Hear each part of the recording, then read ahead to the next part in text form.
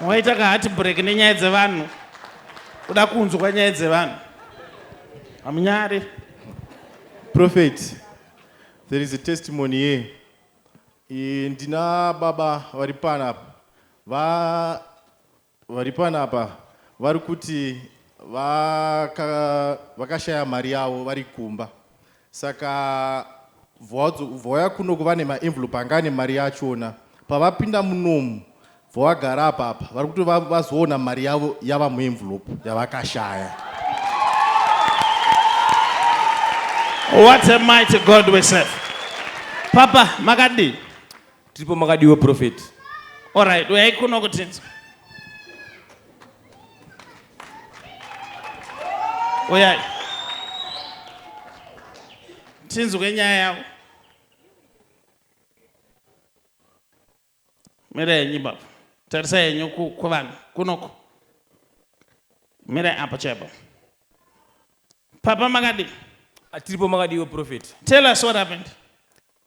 Prophet ndakapiwa 4,300 yebasa ndoita zvemabow, saka yanga iri fix and supply, it was drilling nekubva ndaita installation. Saka zvakaita dhera ndakabuda pamba ndichienda kunotenga zvinhu kuti ndiende kubasa. Handina kuita zvezvekuverenga mari, ndangasungotura mari payanga iri yese bvana kuisa mukanga jaketi kana ndakapfeka bvana ndaenda nemufana wangu wandoshanda naye. Saka wodhita akatotenga zvinhu zvedu zvese bvana toenda kumubvuma kubasa. Saka amandero ndakatogara murori bvana rega ndimboverenga mari yangu, bosi zakanone mari yako kaibasa unochingoti gentese ipo nechitarisa. Tiri kuona mari yakadosvika almost kuma 1,000 point, 800 to 1,000 point. Pandatraya kufonera mukadzi kumba, and then mukadzi bvati handisitomboziva kuti zviri kufamba sei kana kuti mashaya mari. But ndimbobvunzei vamwe wenyu kana kuti sei. Saka ndakazokuti no, hazvinetsi mbatata nemufana wangu wandaishanda naye, ndikati mufana wangu nyaya iripo ndekuti isusu handeiwani kwaProphet T Freddy ndokunopedza masports isi. All right. Saka mufana wangu ndatoya naye makuseni, but iye azokasika kuenda pane kwanga achimhanyira zvake naadzimai vangu ndauyo. Saka zvaitika zvoti takagara apa pandazokona adzimai vangu nditi wona envelope pangu mari yakasararemo kana kuti zvakazofamba sei. Saka ndibva ndangoti aiwa no, nachizori kuno ndikwa zvinoperera masports anopera because Prophet T Freddy vakatraina. Mother ngavawe hatisida kudilute testimony. Mother vari kupi uyai mother rorai maoko mama ndo vanopedza masports zvokudaro.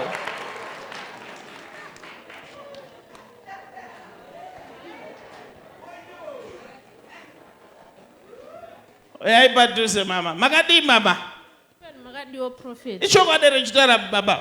Ichokwadi. Yangowanikwa mari? Ndangoiona yatove. I love it.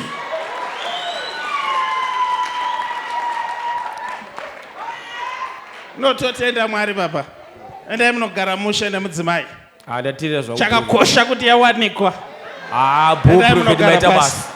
Chana chingoda mari chete, zvinhu zvese ndasina. Yawanikwa, we thank God.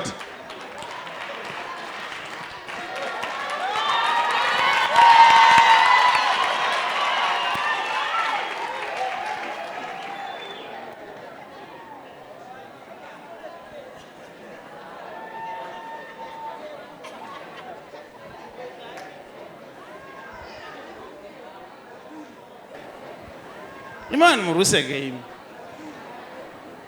Pachinzvimbo chokurumbidza Mwari.